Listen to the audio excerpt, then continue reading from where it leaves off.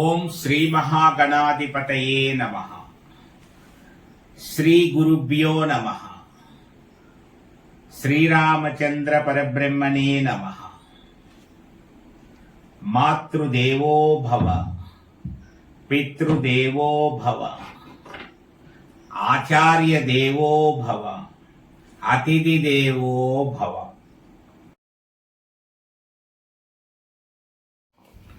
భగవద్భక్తులారా, అందరం ఒక్కసారైనా భగవద్గీతను విందాం, రోజుకో శ్లోక సారాన్ని తెలుసుకుందాం అనేటువంటి ప్రధానమైన లక్ష్యంతో పరసా టీవీ మీకు అందిస్తున్నటువంటి ఈ భగవద్గీత పారాయణ కార్యక్రమానికి మీ అందరికీ కూడా హృదయపూర్వక స్వాగతం.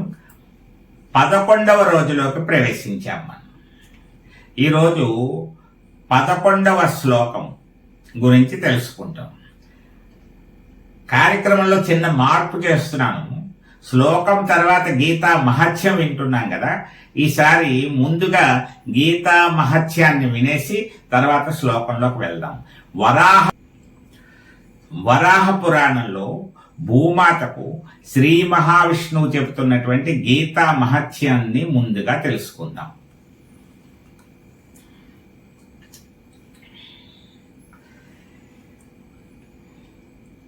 గీతా మే పరమ విద్యా బ్రహ్మరూపా న సంశయః అర్ధమాత్రాక్షరా నిత్యా స్వ నిర్వాచ్య పదాత్మికా. ఎంత గొప్పగా చెప్తున్నాడంటే, గీతే నా యొక్క పరమ విద్య అంటున్నాడు ఆయన. గీతే నాకున్నటువంటి పరమ విద్య, అదే బ్రహ్మస్వరూపం.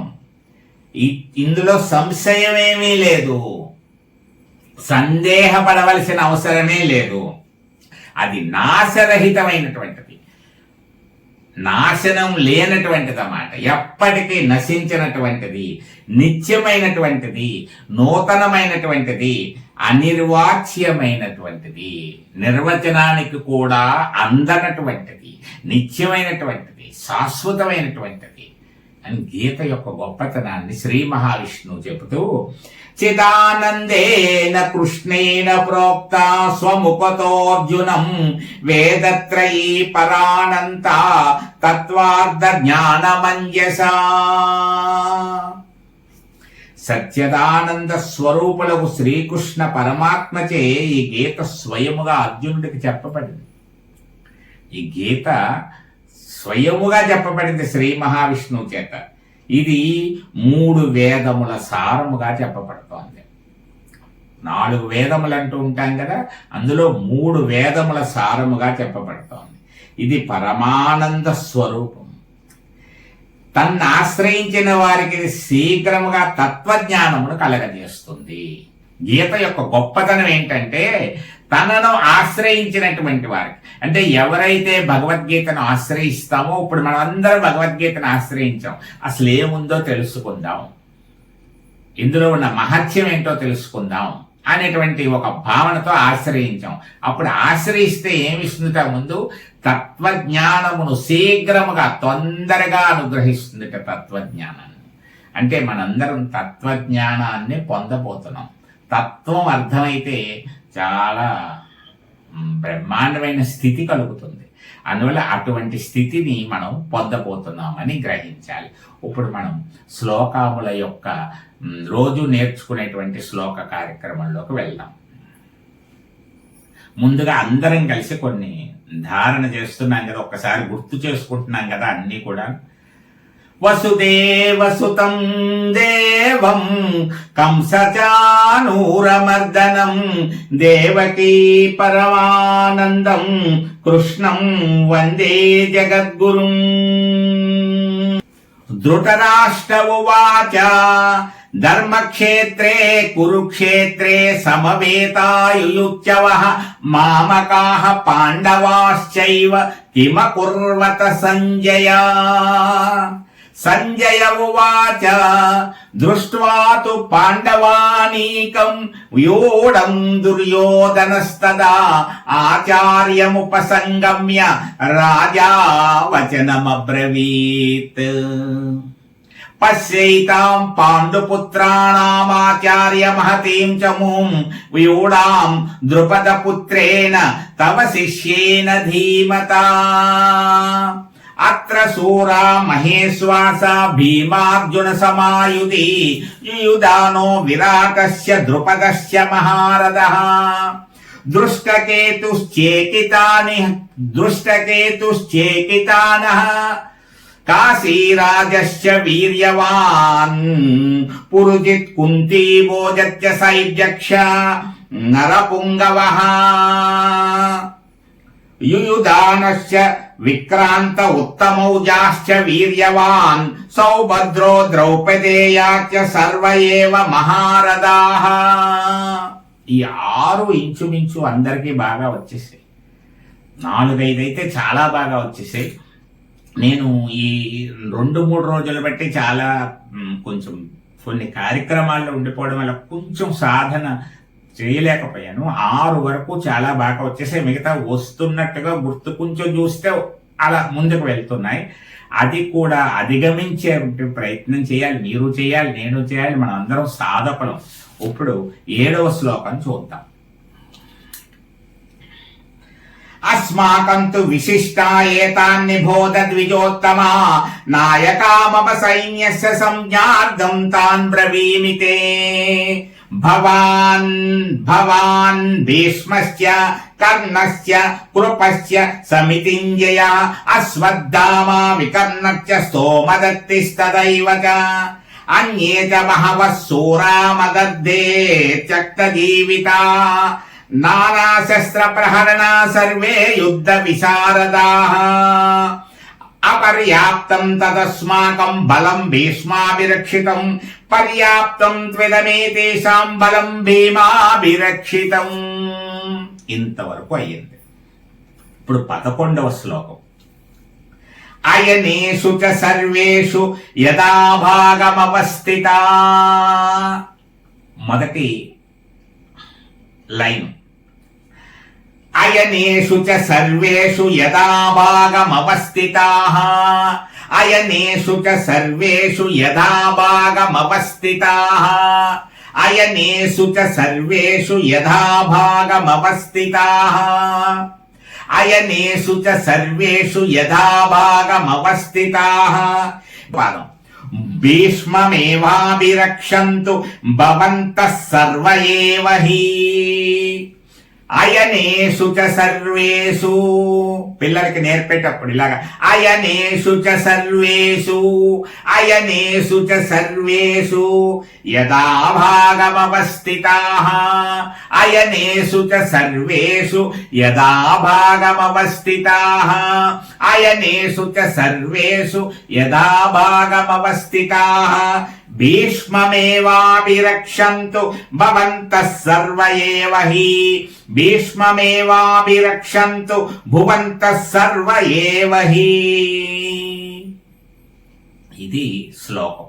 ఇంకా దీని యొక్క భావం ఏమిటి, దీంట్లో ఉన్న ఆంతర్యం ఏమిటి అనేటువంటిది విశ్లేషణ కార్యక్రమం మొదలెట్టుకుంటాం. ఇప్పుడు దుర్యోధనుడు ద్రోణాచార్యుల వారితో చెబుతూ మన సైన్యం ఎంత గొప్పగా ఉందో, అపరిమితంగా ఉంది, పాండవుల సైన్యం చాలా తక్కువగా ఉంది, సులువుగా జయించడానికి వీలుగా ఉంది, గెలుపు మనదే అని చెబుతూ మరొక మాట చెప్తున్నాడు ద్రోణాచార్యుల వారికి. ఏమని చెప్తున్నాడంటే భవంతః అంటే మీరు, భవంతః మీరు,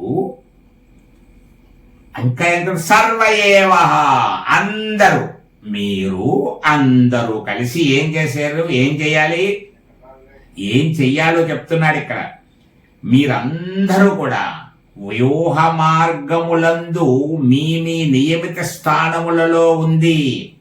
యథాభాగం అవస్థితాః, యథాభాగం మీరు ఏ ప్రదేశాలు ఇచ్చారో ఆ ప్రదేశాల్లో జాగ్రత్తగా ఉంటూ అప్రమత్తంగా ఉంటూ భీష్మమేవాభిరక్షంతు భీష్మమేవాభిరక్షంతు భీష్ముణ్ణి సర్వ విధాలా కాపాడుతూ ఉండాలి. ద్రోణాచార్యుల వారికి చెప్తున్నటువంటి మాట ఏమిటి? మీ అందరూ కూడా భీష్ముణ్ణి జాగ్రత్తగా కాపాడుకుంటూ ఉండాలి. ఒకవైపు మనం అపరిమితంగా ఉన్నాం, మన సైన్యం చాలా పెద్దది, మన వైపు వీరులు ఉన్నారు, సూర్యులు ఉన్నారు, అందరూ ఉన్నారు, మనకేం భయం లేదు, మనదే విజయం తథ్యం అన్నాడు. మరలా ఏమంటున్నాడు? మీ అందరూ కలిసి భీష్ముణ్ణి జాగ్రత్తగా కాపాడుకుంటూ ఉండాలి, భీష్ముణ్ణి రక్షించుకుంటూ ఉండండి. ఎందుకు అలా అన్నాడు భీష్ముడు? నన్ను రక్షించండి అనలేదు, భీష్ముడిని రక్షించండి. మామూలుగా అయితే ఏమన్నా ఎవరంటే నన్ను జాగ్రత్తగా చూసుకోండి, నాకే ఆపద రాకుండా అనాలి, కానీ అలా అనలేదు, భీష్ముడిని రక్షించండి అన్నాడు. అంటే అందులో ఎంత అర్థం ఉందో తెలుసా? భీష్ముడు మహావీరుడు. భీష్ముడు ఉన్నంత వరకు అపజయం అనేటువంటిది లేదు. ఆ విషయం దుర్యోధనుడికి తెలుసు. భీష్ముడు యుద్ధ రంగంలో ఉన్నప్పుడు ఇంకా ఓటమి అనేటువంటిది లేదు ఆయనకి. అపరిమితమైనటువంటి మహావీరుడు భీష్ముడు, సామాన్యమైనటువంటి వ్యక్తి కాదు భీష్ముడు అంటే. అందువల్ల భీష్ముడు ఉన్నాడంటే విజయం తథ్యం అన్నంత చరిత్ర ఉంది ఆయన. చేసిన ప్రతి యుద్ధంలోనూ విజయం సాధించాడు భీష్ముడు, సామాన్యుడేం కాదు. మరి అటువంటి ఆయన్ని రక్షించుకోవాలి అని ఎందుకు అంటున్నాడు అంటే, భీష్ముడికి ఒక బలహీనత అనుకోండి, ఆయన ఇచ్చినటువంటి ఒక వాగ్దానం అనుకోండి, ఏదైనా సరే ఏమిటి అంటే శిఖండిని ఎదురుగా కనుక పెట్టినట్లయితే శిఖండితో యుద్ధం చేయడు ఆయన. శిఖండి రూపము కనుక ఎదురుగుండా ఉన్నట్లయితే బృహన్నలా అని కూడా అంటారు. శిఖండి అంటే పురుషుడు కాదు స్త్రీ కానటువంటి రూపమును శిఖండి అని పిలుస్తారు. అటువంటి శిఖండి కనుక తన ఎదురుగుండా ఉన్నట్లయితే ఆయన బాణములు వేయలేడు, అస్త్ర సన్యాసం చేసేస్తాడు. అంటే ఇప్పుడు ఆయన బలహీనత ఏమిటి? శిఖండి గనక ఉంది అంటే భీష్ముడు యుద్ధం చేయడు. ఈ విషయం పాండవులకి తెలుసు. అందువల్ల వాళ్ళు శిఖండిని సిద్ధం చేసుకుని కూడా ఉన్నారు. ఆ విషయము దుర్యోధనుడికి తెలుసు. అంటే ఇప్పుడు పాండవుల దృష్టి అంతా ఎలా ఉంది? ముందుగా భీష్ముడిని కనుక మనం నిర్వీర్యుణ్ణి చేసేసినట్లయితే, కౌరవ సేనలో భీష్ముడు గనక అంతం పొందినట్లయితే ఇంకంత యుద్ధం అయిపోయింది, ఇంకంత పెద్ద విషయం ఏం కాదు. కాబట్టి భీష్ముడే వాళ్ళకు ముఖ్యం. వీళ్ళకి భీష్ముడు ఉన్నంత వరకే విజయం. కాబట్టి భీష్ముడిని కాపాడుకోవాలి. ఇప్పుడు భీష్ముడిని కాపాడుకోవడానికైనా భీష్ముడిని చంపడానికైనా వాళ్ళకి ఉన్నటువంటి ఒక మార్గం అంటే శిఖండి నుంచి వీళ్ళు భీష్ముడిని కాపాడుకోవాలి. శిఖండిని అడ్డు పెట్టుకుని వాళ్ళు భీష్ముడిని చంపాలి. అందువల్ల దుర్యోధనుడికి విషయం తెలుసు కాబట్టి శిఖండిని ముందు పెట్టి పాండవులు ఏదో విధంగా భీష్ముడికి ఎదురుపడి ఆ భీష్ముడి చేత బాణాలు వెయ్యలేనటువంటి స్థితిని కల్పించి చాటు నుంచి బాణాలు వేసైనా సరే చంపేస్తారు. అలా కనుక జరిగితే మనకు చాలా కష్టాలు సంభవించేస్తాయి, మనం దాదాపు ఓడిపోయినట్టే అయిపోతుంది. కాబట్టి మీరు శిఖండి భీష్ముడు ఎదురు పడకుండా చూసుకోవాలి. శిఖండి వచ్చేస్తున్నాడు అంటే ఇంకో రథాలు 4 రథాలు వెళ్ళి వాడికి అడ్డెళ్ళి ఆ యుద్ధం జరుగుతూ ఉండి భీష్ముడి దృష్టి పడకుండా ఉండేలా చూసుకోవాలి.